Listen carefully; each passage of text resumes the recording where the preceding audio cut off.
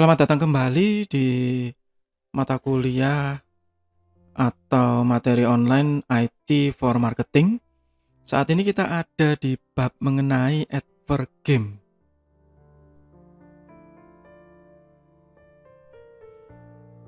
Advert game ini secara ringkas nanti kita akan membahas mengenai pemanfaatan game, khususnya game digital ya, di dalam marketing. Karena ini IT for Marketing sehingga kita arahnya ya ke digital. Meskipun sebenarnya advert game ini tidak terbatas kepada digital saja, tetapi lebih ke semua permainan. Jadi misalnya kalau zaman saya dulu ya, atau sekarang juga masih ada ya, eh, permainan-permainan sebagai hadiah di dalam kemasan atau di dalam produk itu sendiri. Jadi misalnya kalau zaman saya dulu bilangnya ciki-cikian, nah begitu. Ya kalau sekarang mungkin yang lebih populer itu ya sama ya seperti ciki, taro gitu ya. Atau susu, biasanya susu kotak itu ada gamenya di situ. Ya, dan mulai bermetamorfosa ya dari yang game secara fisik ya, yang di sereal misalnya Koko Crunch atau apapun itu mereknya ya, sampai ke arah yang memadukan antara fisik dan digital. Jadi biasanya yang di bungkus-bungkus sereal itu ya, di kotak-kotaknya itu ada permainannya yang bisa dihubungkan dengan internet. Nah, ini yang berbeda ya. Jadi itu sama advert game. Berbeda dengan misalnya mungkin Anda tahu Kinder Joy. Ya, Kinder Joy itu kalau menurut saya terbalik. Jadi dia memang menjual mainannya dibanding makanannya. Begitu. Jadi lebih kuat mainannya dibanding makanannya. Jadi lain, ya.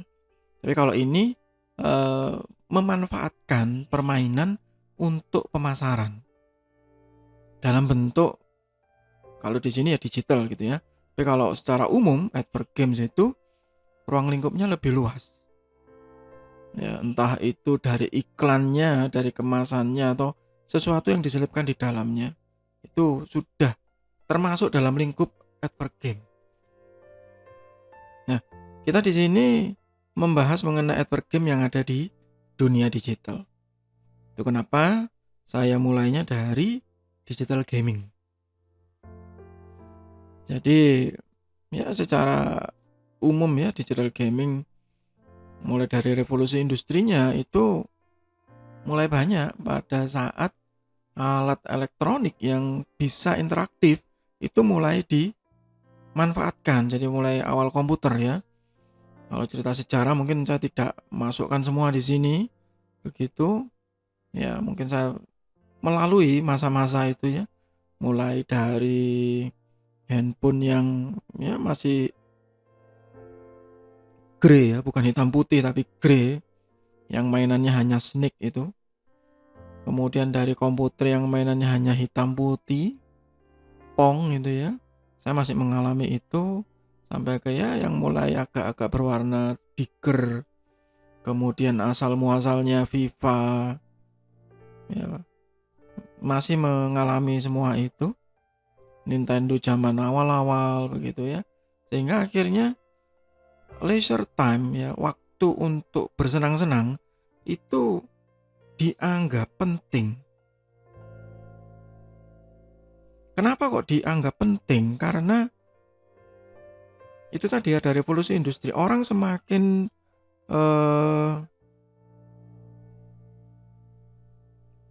butuh waktu untuk bersenang-senang. Ya, jadi kebutuhan untuk bersenang-senang, emergence of leisure time. Itu perkembangannya digital gaming. Nah, digital game ini pada awal-awal dulu ya formatnya mulai dari televisi, ya, Nintendo dan teman-temannya saat awal dulu Atari. Kalau Atari jarang ya kalau di Indonesia. Yang paling banyak ya Nintendo itu waktu awal saya masih usia-usia SMP SD itu ya.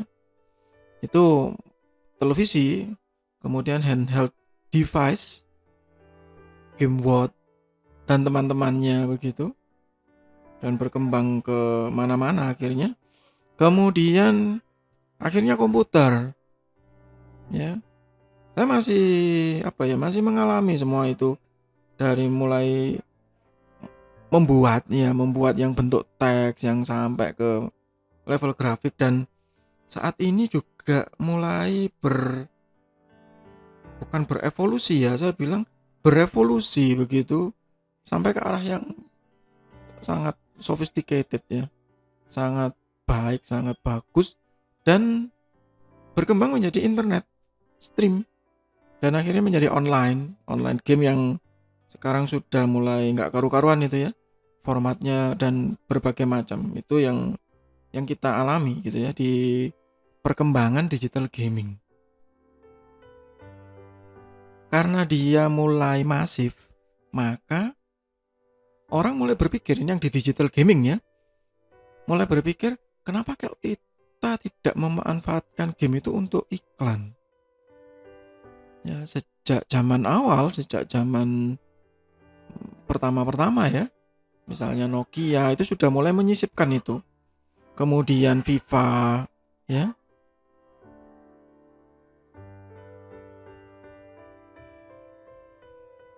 Hampir semua game-game sepak bola itu mulai menyisipkan iklan, entah itu melalui billboard, kemudian kostum ya, background, ya mulai banyak, dan mulai berevolusi ya. Mulai berevolusi dari satu bentuk ke bentuk yang lain. Nah, biasanya gaming itu ada yang mechanical, ada yang coin operated ya. Zaman saya dulu namanya dingdong, nah begitu. Kemudian kalau sekarang masih banyak ya di time zone dan teman-temannya itu yang sudah tidak lagi menggunakan koin, tapi ada yang menggunakan kartu digesek dan ya macam-macam. Ya jadi ada banyak jenis ya. Dan biasanya itu untuk mengisi waktu di stasiun,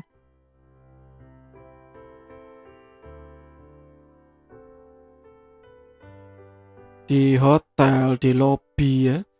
Ya, tapi kalau sekarang ya memang arcade. Jadi memang ada satu tempat khusus untuk mechanical gaming tersebut. Dan ada lagi yang penny arcade. Penny arcade ini tidak harus game yang dalam tanda kutip menuntut poin dan victory atau kemenangan ya. Misalnya jukebox gitu ya. Kalau di Indonesia mungkin kita tidak terlalu banyak ya. Atau kinetoskop. Ini yang biasanya ada di tempat-tempat wisata ya. Dufan, kemudian kalau di tempat saya di Jatim Park itu banyak yang kita melihat khusus seperti itu. Kemudian ada pinball mesin, kalau ini juga jarang ya kalau di Indonesia. Tapi yang penting itu semuanya adalah mechanical, jadi membutuhkan ketangkasan.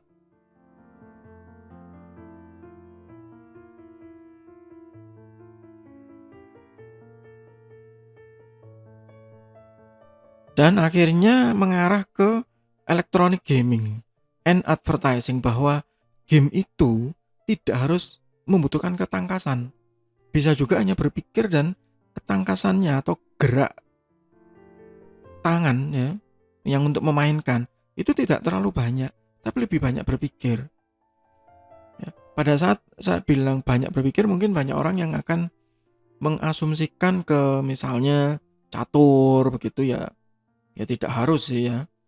Ada banyak game-game strategi, RPG yang lebih banyak berpikir daripada mengandalkan kecepatan dan ketangkasan tangan. Nah, game-game seperti ini yang paling nyaman sebenarnya untuk disisipi iklan. Kenapa? Ya karena banyak berhentinya begitu. Ya. Kalau yang ketangkasan sebenarnya semuanya bergerak cepat, sehingga kalau itu disisipi iklan agak sulit ya dibandingkan yang berpikir tadi. Nah, sehingga akhirnya muncul ad per game.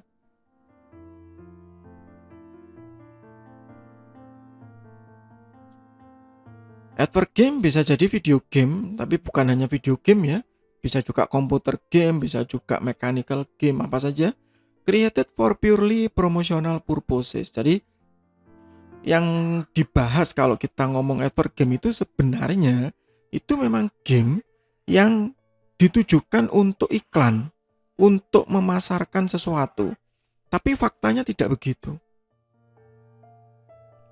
Faktanya begitu, banyak game yang tidak ditujukan untuk iklan, untuk marketing, tetapi disisipi.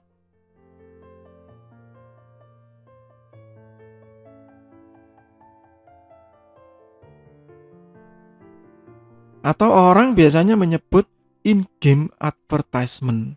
Ads integrated as billboard, logos, storefront, ya. Jadi masuk ke dalam gamenya itu, entah itu nyamar jadi toko, produk, makanan, begitu ya.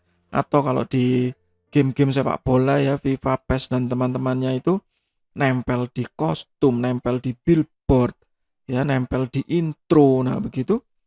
Some can be altered remotely so they can be tailored to player based on numerous factor. Nah, jadi memang ada yang bisa disesuaikan. Nah, ini yang semakin lama semakin cerdas, khususnya yang berbasis online. Jadi tahu saya lokasinya di Indonesia, ya saya dikasih iklan yang berbasis Indonesia. Saya basisnya di Malang misalnya, maka saya akan dikasih iklan yang basisnya di Malang, begitu. Tapi itu di dalam game loh ya, bukan di luar game. Kalau hanya berbasis lokasi mungkin Anda bilang lu banyak. Misalnya Google, Gmail dan teman-temannya semua bisa berbasis lokasi. Ini tidak, ini di dalam gamenya. Kalau ditanya lo kok bisa ya, karena game itu mungkin satu ya online, kemudian kedua dia mewajibkan untuk registrasi, untuk membuat user, sehingga pada saat membuat user itu dideteksi dia connect dari negara mana. Jika misalnya dia menggunakan proxy misalnya, atau menggunakan koneksi ya dalam tanda kutip dibelokkan, ya maka dia akan tetap mendeteksi lokasi sesungguhnya itu. Tapi itu nggak terlalu banyak ya. Yang paling banyak ya langsung apa adanya saja ya. Mereka mau ngiklan apa, ya sudah itu masuk. Ya, itu pengantar pertama dari advert game. Jadi sekali lagi advert game ini sebenarnya ruang lingkupnya itu luas. Hanya karena di materi ini pembahasannya IT for marketing, jadi saya membahasnya yang digital gaming. Bagi Anda khususnya mahasiswa ataupun peneliti begitu, penelitian tentang advert game di Indonesia ini tidak terlalu banyak ya. Anda bisa cek itu di beberapa software untuk novelty research ya. Bisa cek di Publish or Perish, dipadukan dengan Viewer atau di Open Knowledge Map gitu ya. Anda bisa lihat di video saya mengenai review situs ya, website-website tadi itu. Anda bisa cek advert game yang ada di Indonesia. Penelitiannya ya, itu kurang banyak ya masih dibandingkan penelitian lain di manajemen pemasaran ya. Kalau ditanya kenapa gitu ya mungkin masih banyak yang belum berminat, itu saja. Kalau ditanya apakah advert game ini kurang peminatnya di Indonesia, jawaban saya tidak.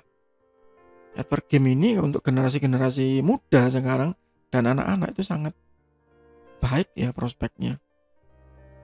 Hanya kurang digali aja secara ilmiah itu. Bukan tidak ada ya, tapi jarang dibandingkan dengan tema yang lain. Oke, itu untuk sementara di bagian pertama. Masih di bab mengenai advert game, masih di mata kuliah online atau materi IT for marketing atau IT untuk konsentrasi pemasaran. Semoga bermanfaat. Tetap sehat, tetap semangat. Terima kasih.